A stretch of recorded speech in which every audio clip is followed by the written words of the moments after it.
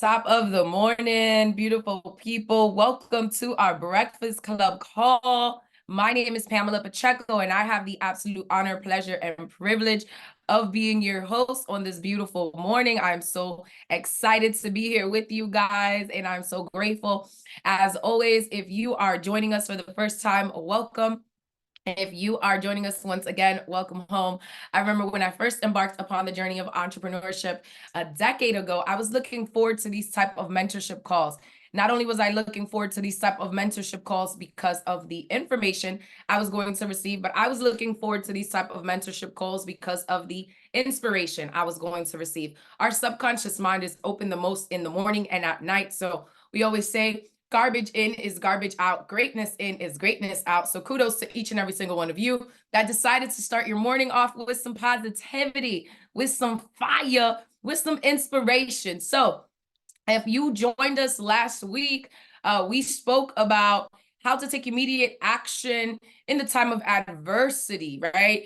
Type 1, if you were on that call, and if you weren't, the cool part is that you can find all of our recordings on our chosen global YouTube page. So what I wanted to talk to you guys about today, shout out to one of my great friends that actually sent me this video last night. And I always pray before each and every calls, right? Not to impose my faith or belief upon anybody, but the Holy Spirit guides me in everything that I do. So I was like thinking, I was like, man, I just want to add value. And my great friend Hattie sent me this, and I was just like, man, that is actually one of my favorite parts in Ed Mylett's book. If you've ever read Ed Mylett's book, The Power of One More, one of the chapters in that book is on the thermostat setting. And if you are unfamiliar with who that is okay. Google him. He is one of the legends of our time. He is a legend in the industry of network marketing. He is a podcaster. He is just an incredible soul. But always talking about maxing out your life and the power of one more. And what we wanted to talk about today is 7 ways, right? 7 ways that we self-sabotage. When I say we, is because I have been guilty of it too. Type a 1 in the chat if you've ever found yourself in a place that you're like, I'm a little guilty of self-sabotaging, right? Self-sabotaging, absolutely. And yes, thank you for your transparency. Make sure you're sending it to all attendees. So the thermostat setting, if you're unfamiliar, you're like, what is she talking about? Is she talking about the thermostat setting in like our AC? Absolutely. Well, we have a thermostat setting in our life. And see, the thermostat setting, it controls everything. It is the most powerful force because that thermostat setting is our personal identity. It is with what we associate ourselves. It's who we believe to be. And the thermostat settings are our thoughts, our beliefs, our concepts. They're made up of our experiences of life. And so often we put that thermostat setting at 70 when God said, listen, I need you to be at 80. I need you to be at 90. So how do you elevate that thermostat setting? And how do you change that? And it is by your faith. It is by the associations, the conversations that you're having with people. Are people that are around you, are they encouraging you? Are they discouraging you, right? And we're going to get into the 7 ways that we often just self-sabotage ourselves. And we're also going to talk about how to not self-sabotage, right? Like what is the opposite that we can do? Because awareness is key. So once we are aware, how can we say, okay, well, now that I know this is going on, how can we go the opposite way? And the number one thing that people so often do when they're self-sabotaging themselves is they focus on the past. See, they focus on the past. They focus on the things that do not serve them. They focus on those things that went wrong. They focus on the mistakes. They focus on the failures. And I always love to say that in life, you never lose as long as you learn. You're either winning or you're learning. And why do I say that is because I believe that if you can take a lesson from something that was deemed to be a loss, you're always going to be winning because you're learning. And your intention and your mindset, we always say your mindset is where your mind sits. Your mindset is no longer focusing on the past. And see, that thermostat setting us to what you set the tone to be is it can't go beyond what that thermostat setting is. So if you're always focusing on the past, it's one of the ways that you can't focus on the present. That's why they say the present is the present. because to be here is to be a gift. If you opened up your eyes this morning, guess what? You are winning. If you opened up your eyes this morning and you're able to breathe and you're able to use all of your organs and you're able to use all of your body parts, right? You are winning because you have another day, because you have another moment to be great. You have another moment to go after your dreams. You have another moment to make your life your very best life. And whatever that may look like for you, because that looks different to each and every single person, depending on where you're at in life. And one of the greatest things is the enemy wants us to do is focus on the past. It's focus on the things that didn't go right or didn't go wrong. And let me tell you, sometimes focusing on the past is not so much about the things that went wrong. Let me tell you why focusing on the past is also a way that we self-sabotage ourselves, is because sometimes, have you ever got around people and all you talk about is like, man, back in the day, remember back in the day, remember when we used to do this and we used to do that, and remember when this was there, and remember when we did all of these great things. And guess what? You can't win today's games or yesterday's touchdowns. So you're focusing on the past, and it's good because it gives, the past is to give us perspective. The past is to what lessons can we draw from those experiences that have shaped us, that have molded our character, because we're molded in the mud. And if you didn't know, now you know, right? But what are the things that you're focusing on that are not allowing you to be present in this present moment, that are not allowing you to be focused on the future? And I always say the best way to not focus on the past is to focus on the present. It's to focus on the present, to also have a compelling vision for what your life looks like, a compelling vision for what your future looks like, a compelling vision for what your business looks like, a compelling vision for what you want each and every aspect of your life to look like. What is that compelling vision that you have for your faith?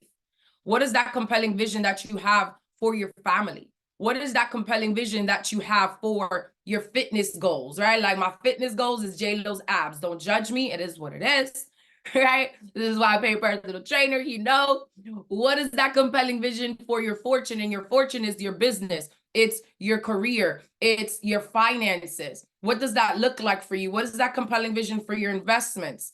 What is that compelling vision? See, one of the reasons that I believe that I am going to get wealthy beyond my wildest dreams is because I want to be the #1 tither I know. I want to be able to tithe 7 figures a month, right? I want to be able to expand ministry. I want to be able to expand orphanages and bless people, because that is something that I have as a vision for my life. What does that vision look like for you?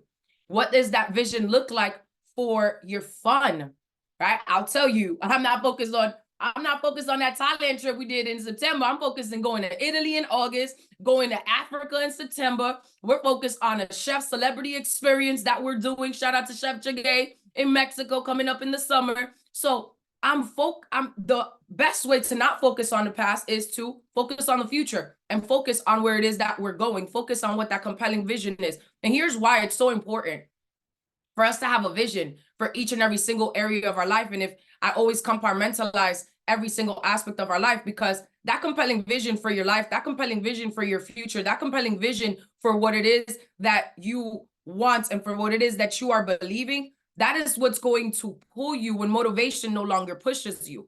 Because sometimes people are like, well, I just don't feel motivated today. Listen, that rant for success is due each and every single day. Shout out to Franco's birthday yesterday. Damn, Mr. Jeff Ball. But he said at our last training event, Playbook, he was like, you woke up at 5, success woke up at 4, waiting for you. So it's that mindset, but it's also, it has to do with what does that vision look like for your life? What does that vision look like for each and every single area of your life? And I will tell you to spend time in the morning visualizing what that looks like. When I get up in the morning, first thing I do, I thank God for another day. I get in my Bible. I get in my meditation, right? I always say prayer is talking to God. Meditation is listening to God. I declare what my day is going to look like. I set the intentions for my day. I write out my power list. I go through my affirmations, my declarations. But I take time to visualize what that is going to look like. I take time to visualize the expectancy. I take time to visualize everything being planned out, because I know that if God put it in me, it's because he's going to lead me to it. It's because he's going to lead me through it. It's because he's already authorized my victory. So what does that look like for you? Number two, second way how people, we so often sabotage ourselves is that we focus on what we don't have. See, when we focus on lack, guess what we do? Guess what we're going to get more of? Lack. If you focus on what you don't have, guess what is going to expand? What you don't have. Our great friend, Terry on Crooks out of ATL, he says, an attitude of gratitude is nothing without two words. Thank you.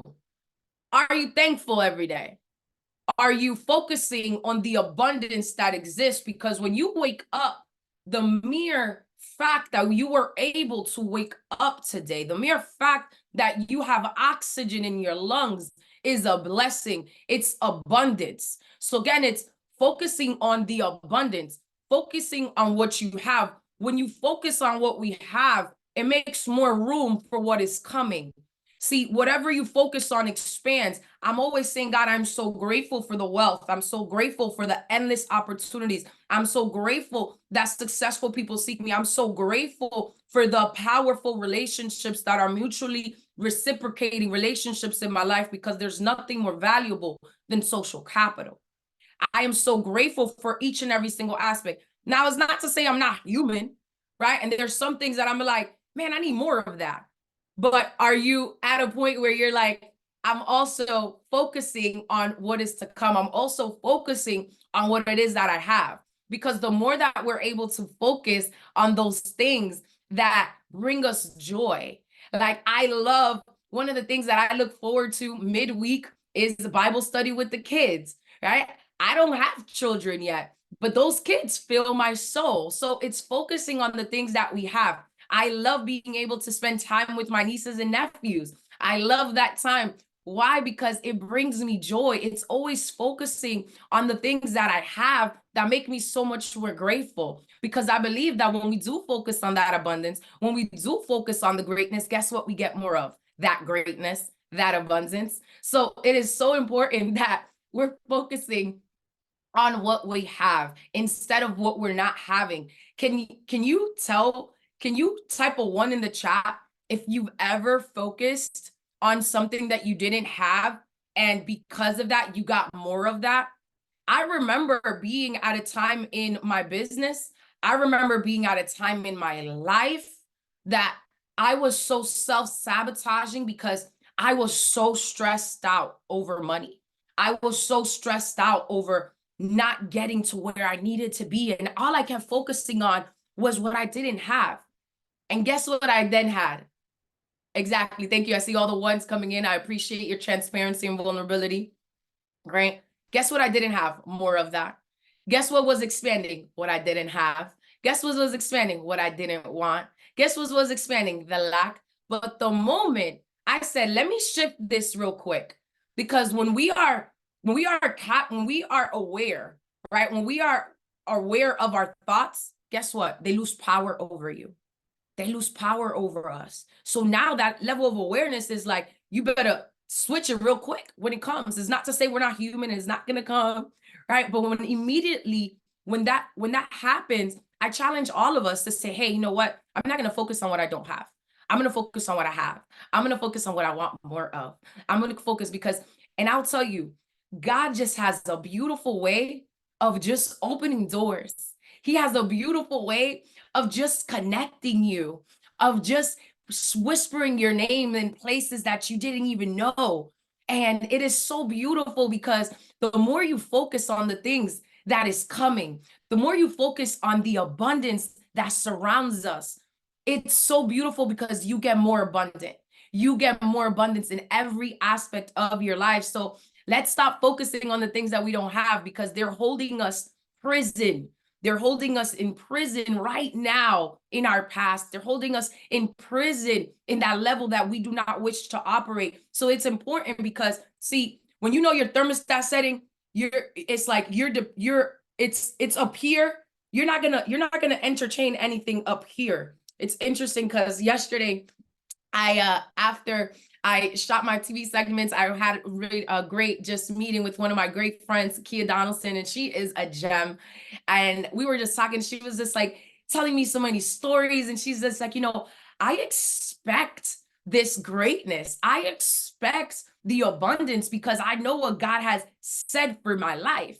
I expect to walk into rooms and favor follows me. I expect it, and it was so beautiful because it was so much confirmation for me to remind myself is like, yes, you are, and you are in alignment with your assignment. Yes, you're not crazy for expecting these colossal blessings over your life, for expecting the pendulum to swing. You're not crazy for the abundance that you seek. You're not crazy for believing in the promises that have spoken over your life because you're expecting of it because it's part of our birthright. It's part of our inheritance. So what it is that you're focusing on. Here's another thing that we often do when we self-sabotage ourselves. And I've been guilty of this one. This is a big one. We compare. Comparison is the thief of all joy. And it's interesting because when I was watching this, Mylett, listening to this, he was like, there was a family that was like fighting and the kids were bickering. And then the wife is like bickering with the husband. And he's like, mad because he spoke to the kids in a way she didn't like it. And then the waiter comes by and is like, hey, can we get a quick family picture of you guys? And it's like, for 5 seconds, all of them was like, right? Like the poster Brady Bunch family. And imagine if you were that person that is comparing yourself to a picture that you saw for 5 seconds of that family, for that portrait of that family, that for 5 seconds they just smiled, but it was a fake representation of what the actuality of what was going on.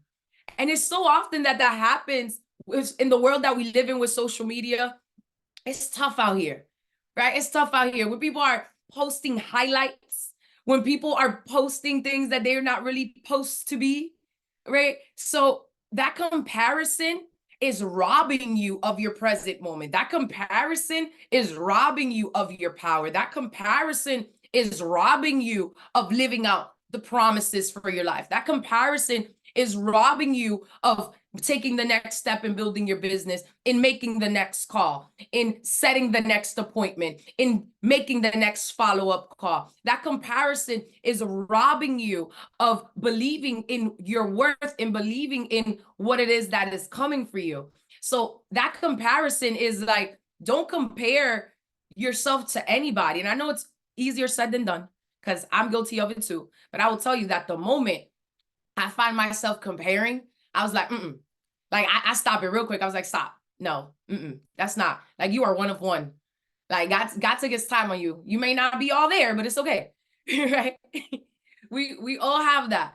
But it's just saying that it's like, you're beautifully and fearfully made. You're one of one. You have a superpower that nobody else has. See, your gifts that allow you to generate income or impact from your talents, those are your gifts. And where he has already your victory in your personal domain, he's going to enlarge in your territory. He's going to enlarge in your capacity. But when he has already authorized the victory, nobody and nothing can ever come against. But we so often miss the blessing because in the midst of things, we're just comparing ourselves. We're comparing ourselves to this or to that or to her. And I'll tell you, I do it too. And my trainer, it was funny because yesterday he checked me so good and I absolutely love it.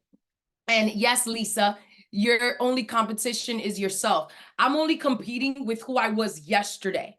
I'm only competing with the last greatest version of me. I'm only competing with my last level up. I'm only competing with my last accomplishment. I'm only competing with the last version of myself. Absolutely. And it was interesting because I was like, you see these abs? These are J-Lo's abs. I want these abs. And I was like, man, and I want to I think I want to do, I like how this girl's lips look. And I think I want to like add an injector or something. And he was like, do not do it. He's like, why are you comparing yourself to these people? He's like, nothing against anybody that's done any type of work to themselves, their bodies, their faces. He's like, but you don't need that. He's like, you know what God said about you. He's like, and the reality is that natural, right, is not that common. He's like, and I'm not knocking it, because sometimes life happens and surgeries are necessary to save your life. And I love the confidence boost that it does give women. He's like, but you're robbing yourself of your own joy, of your own beauty, because you're comparing yourself to anybody else. He said, this is what you need to compare yourself to. And he pulled up the picture of when I first started training with him, and I looked a little crazy. I was like, sheesh. I was like, man. And I know you probably looking at me, and if you know me, you're like, but Pam, you've kind of always looked like this. And it's like, nah, I haven't. You know, it was a lot of sucking in going in a lot of my pictures. Tuck in your belly, gal, tuck in your belly, right? It was a lot of that going on in a lot of my pictures. But that comparison, it is the thief of all joy. And it's so important that whenever we find ourselves in that space of that comparison, I encourage us to say, hey, you know what? I'm going to go ahead and think of 5 ways, just something quick. Think of 5 ways of how am I amazing? Think of 5 things that I'm grateful for myself. Think of 5 ways that I'm one of one. Think of 5 ways of my individuality. Think of 5 ways of how I'm unique. Think of 5 ways of how you are a blessing. Think of 5 ways of how you have gifts that nobody else has. Think of 5 things that you're good at. Think of 5 accomplishments. And if 5 is too much, start with 3, right? Start with 2. But do something to get you out of that mindset of comparison, because we can spend the whole time just talking about how that steals the joy, how that steals the presence of the present. Number 4, when we're self-sabotaging ourselves, sometimes we start focusing on the things that we can't control. One of my great friends, Darren Walker, I remember during the pandemic, he was like, focus on the things you can control. Focus on the controllables. Don't let what you can't control you. Don't let what you can't control you. Here's what we can control. We can control what we say. We can control how we think. We can control how we feel. We can control what we do. How can we control what we do? Our actions. What actions are we taking on a daily basis? What actions are you taking towards your dream building? What actions are you taking towards your faith, towards your mindfulness, towards your spirituality? What mindfulness are you taking in your family? What things are you taking? How can you control your family dynamic? How can you control what it is that you want to do? How can you control your fitness? What are you controlling? What are you focusing? Are you focusing on things that we can control? Guys, we can't control the economy. Excuse me. We can't control the economy. We can't control the economy. We can't control the market. We can't control the world. It's crazy. We could pray for a lot of things that's going on, right? That's something that's heavy on my heart. It's heavy on my prayer list, what's going on the other side of the world, right? But imagine if all day long, all we're doing is focusing on the things we can't control. We're going to lose control. It's going to make us insane. And one of my friends checked me the other day because he was like, stop saying it's driving you insane, because you just said you want to rebuke any dementia or rebuke any type of insanity, and don't say that. And I was so happy that my friend checked me, because I'm like, yeah, I don't need to say that. You're right. I'm gonna focus on the things that I can control. It's so important. What can you control? How you feel. How can you alter what you feel? Put yourself in a peak performance state. Put yourself in a place that you know, like right now, my peak performance state is me standing up talking to you guys. My peak performance state, how do I put myself, is also the anchors that I have in the morning, right? My morning routine. That's how I can control how I feel. That's how I control what I'm thinking about. What am I saying? I can control my words, because I know words have power. Words have power to give life. Words have power to give death. So choose wisely on what that looks like for you. I know that I can control what it is that I'm doing every day. So setting up things that are non-negotiables for me, setting up time for income producing activities. My daily method of operation each and every single day consists of different things that I have set up as anchors to make sure that I do not deviate from it. And it's not to say that sometimes you're not going to have things in your day that are not going to go as you plan it, that are not going to go as you have planned. But again, focusing on the things that you can control. Focus on the controllables. The things that you can't control, when we focus on those things that we can't control, they end up controlling us. This is why you see that we live in a world where anxiety is at an all-time high. So many people are dealing with mental issues. So many people are battling depression because they're focusing on the things that they can't control. They're focusing on other people. They're focusing on things that they just have no power of. So it's robbing them of their own personal power. And I've been there too. So it's important that the moment that happens, we immediately shift our focus and shift our mindset and say, okay, what can I control? I can control what I say. I can control how I think. I can control what I do. I can control these things. So let me focus on those things that it is that I can control, because if not, what I can't control is going to control me. Number 5, often with times when you see people that are self-sabotaging yourself, they get discouraged. And see, the adversary, the enemy is going to try to discourage you. And it's like discourage. The opposite of discourage is to have more courage. So the antidote is to feel courageous, is to say, hey, you know what? I'm going to feel the fear and do it anyway. I'm going to embrace the rejection. When you're building this business, or when you're building anything worthwhile in life, guess what? You're going to have to go through some hurdles. You're going to have to go through some moments that you're going to get discouraged. You're going to have people that are going to get started with you and say, I have a dream. And then in 24 hours, that dream is going to be no longer existing. Right? They're going to, let me tell you, and before they quit in that back office, they already quit here. They already quit here. Because success is a game of inches. It's what's going on up here. It's what's going on between this and this. And it's again, I don't judge anybody for it, because we've all been there. And I know that village around you, and this 10 plus years of personal development, this 10 plus years of spiritual development, it's what has prepared me for such a time as this. It's what has prepared me that when things like that happen, I don't lose sleep. I was just like, man, I feel bad for that person. I may get annoyed in the moment and then just smile about it later, because I'm like, man, if they only knew what I knew. But it's okay, because here's what I do know. I am looking for people that are looking for me. I am mutually expectant. I am expecting those relationships to flourish that are mutually reciprocal. But I know that God has already authorized my victory. He already gave me a yes. So a no from man can't withstand anything that he's already told me, right? So my courage comes from something deeper. My courage comes from a higher power. But I encourage you that whenever you feel discouraged, find something that gives you courage. Feel the fear and do it anyway. Fear means nothing more than false evidence appearing real. It can forget everything and run, or could face everything and rise. It's interesting because yesterday when I was shooting on TV, the producers came down when I was done, and they're like, you know, we just want to tell you that we just love having you here. And I was just I got a little teary-eyed. I got a little choked up for a little minute. And I remember my first time almost a year ago, because this has been going on for 11 months. I remember my first time when I got on TV, and I was so nervous. And not so much when I was talking in English. It was when I was talking in Spanish. I am Dominican. I was born in the Dominican Republic. I came from the States. I came to the States when I was 2.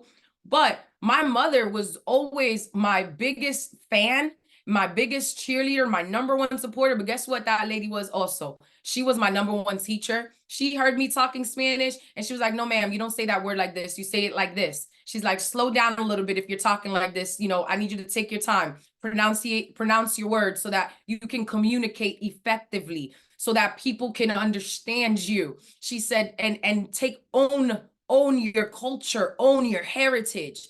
And I remember just when I first started speaking in Spanish on TV, I was so discouraged because I was comparing myself to these people that all they did was talking Spanish all day. And I'm like, I don't sound like that, but I sound like me. And I've got better at it. Just, you know why? Because I've done it over and over and over again. And yesterday when I was talking about women in power, right? I was talking also about, I shot on Why Travel is Life. I shot a double segment because there's times if I can't go in every single week, I do 2 in 1. But it was just the moment that I had a realization that I was just like, man, I'm so grateful that even in those moments that I felt discouraged, I felt the fear and did it anyway. because that fear means nothing more than false evidence appearing real. And it could tell you forget everything and run, or it could say face everything and rise. And I said, I was determined to rise above my own fears. I was determined to rise above the things that I couldn't control. I was determined to rise against all odds, against all obstacles. And I'm so grateful because it's not even so much about me. It's never about me, but it's always about we. It's about the impact and the connections. Like, I met some powerful women yesterday on the show, and we were talking, and it's like, now they invited me to go here, invited me to this. And it's interesting because had I not felt the fear and do it anyway, how many blessings would I have blocked? How many opportunities would I have blocked, not only for myself, but the opportunities that I've been able to provide for other people? Because I said, you know what, and even in that moment that I'm gonna feel a little discouraged, I'm gonna hold on to that courage. I'm gonna feel the fear and do it anyway. I'm going to continue to press on. And yes, because your gifts, Lisa, will always make room for you. I believe that wholeheartedly. So again, that antidote for when you feel discouraged is to stay courageous, is to say, hey, you know what? I'm a champion. I'm a winner. It doesn't matter that this moment may have discouraged me. I know what the future looks like, and it looks bright, right? It looks HD bright, right? So remember to hold on to that courage. Number 6, whenever you find yourself in a space that you're self-sabotage, sometimes a way that we do that is by getting distracted. Type a 1 in the chat, or if you're watching on Facebook, have you ever got distracted by something? Right? Yes, yes, yes. I see it coming in. And here's the thing, whether it's social media that's distracting you, whether it's other people, whether it's things, whether it's what's happening tomorrow, or what happened yesterday, or what's coming, or a show that you watched, or something else that is just, or it may be a problem, right, that you're dealing with. It may be some type of obstacle that you're overcoming. It may be so many different things, but I encourage us all to make a list of the things that distract you, because when you are aware of the things that's distracting you, you're able to overcome it, because they no longer hold power over you. You hold power over them because you are aware of those things. So my things that distract me sometimes, it is social media. So guess what I do? I have screen time. I know, and I also have the things that make it go to sleep, right? I also know that every day, and I started just doing this 21 day to transformation challenge at the beginning of the year, but I don't do social media the first hour of the day. So by the time you see my daily devotionals and my Bible study posted on my Instagram and my fitness posted on my Instagram, my day started hours ago. I took that time hours ago because I know that that's something that it distracts me. Here's another thing that I did to not get distracted by social media. Have a strategy. Have a content, not only a content creation strategy, right? But also have a strategy and ask myself, what am I using social media for? Is social media using me, or am I using it? And a lot of people, we're scrolling all day. We get lost in the scroll. It's okay. I was that person too. And I'll tell you, I was like, I can't do that. I can't spend more time scrolling on somebody else's social media than building my own dreams. I can't spend time looking at somebody else's highlights instead of creating the highlight reel of my own life that I want, my legacy that's going to outlive me.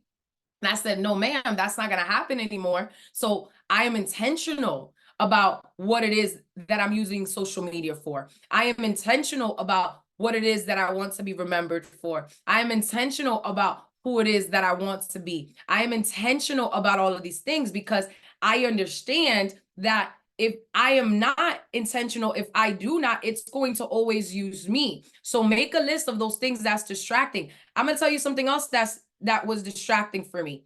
It was my text messages, right? I run a business, multiple businesses through my phone. So always on this. And I remember it's interesting because my mom used to always be like, if you're around me, I don't want you on your phone because you're always on your phone. So I was so mindful that I knew, it's like, if you got a West Indian parent, you know that it's like, it don't matter how old you are your parents' child. Okay, so I was like, listen, I don't want no smoke. I'm gonna put my phone down because I'm gonna just be present right here with her right now. But that is something that I now have just incorporated into my lifestyle. And at first it was difficult, but I'm just mindful of so all of my notifications are off on my phone. So sometimes if you text me, I'm not getting a notification because sometimes you just get lost in that. So I've just been intentional on setting time allocated to review messages, taking time allocated to respond, taking time allocated to respond to emails. So my email notifications, my text message notifications, all of those things are off because I don't want technology to control me. I want to control it. I want to use it as a tool, because if I don't use it as a tool, it's going to distract me. It's going to take me off my course. It's going to take me off of my mission. So I'm just very intentional and aware. And because my level of awareness is like, okay, cool, I'm gonna move like this. And that's just has served me. Type of one in the chat if you can relate to that, right? If you guys are getting value from this. Type of V, want to make sure, as always, we are having fun, but you guys are getting value from it. Yes, and it's so important. And I also, it's the time that we're spending on these things, but it's also sometimes times that we spend focusing on things. Another thing that distracted me, and I'm not even going to lie to you guys, was just focusing on grief, right? I used to just be so distracted because sometimes I would just get in a funk, and your emotional triad is determined by your body, your focus, your language, and the very state, your physiology of how you're moving your body, of the things that you're focusing on, the self-talk and the meaning that you're giving things, the language that you're giving it, and how you're talking to yourself. But I would find myself that something that was distracting me was grief, because anytime I would get into that space that I would just be like, I miss my mom, I would go and I would start looking at pictures, and I would go lay down. And have you ever focused, like if you ever notice that if you're laying down, it's easier for you to feel depressed, it's easier for you to feel, down. But my mentor was like, you better get up, you better stop moving your body. So what I would do is like, okay, instead of I just stop letting it distract me, I said, okay, well, when that moment comes, I'm going to reverse it. I'm going to challenge myself to, when that grief comes, I'm going to say, I'm so grateful that God gave her to me for 35 years of my life. I'm so grateful that we got to create these memories. So I went and I created a highlight reel of so many memories that I have with my mom all over the world, of so many experiences, of so many moments, and just also of so many moments that I've created with a lot of you guys around the world. And that brings me joy. That brings me ammo to keep going, to keep doing it, because life's for all of us. But the things that we focus on and the things that, are controlling us is like, we have the decision to say, no, this is not benefiting for me. This is not serving me right now. This is not in alignment with my purpose. This is not in alignment with God's plan over my life, because his plan is to prosper us, to give us hope, to give us a future. It's never to harm us, right? So those are the things that I kind of was aware that I was like, all right, this is distracting me, believe it or not. So how can I go ahead and pivot? How can I go ahead and make these things no longer distract me? So number 7, here is one of those things that contributes to self-sabotage. You get a little bit of success. A little bit of success. You get that little bit of success. You get that little taste. And it's like, oh man, you rest on your laurels. Now you get that little bit of success and you feeling yourself. You walking a little different, right? And speaking of it, my light just went off, but you walk a little different, right? You talk a little different. There we go. That was a lie. But you walk a little different because you got that little bit of success. And that is the greatest thing that jeopardizes massive success. When you can get that little taste of it and it self-sabotages you, because now instead of you saying, hey, you know what? If I can do that, imagine what I could do if I do this. Imagine if I 10x this. Imagine what I could do if I max out on that. And that little bit of success will self-sabotage, because sometimes it will allow you to live in there. And it goes right back to the number one way people self-sabotage is focusing on the past. But guess what? That same little thing that got you, that same thing that you did that got you a little bit of success, imagine if you would 10x that, it will get you way more success. And these are things that I'm telling myself, because I'm like, yeah, it's cute, but don't feel yourself too much, because at the end of the day, you got more to do.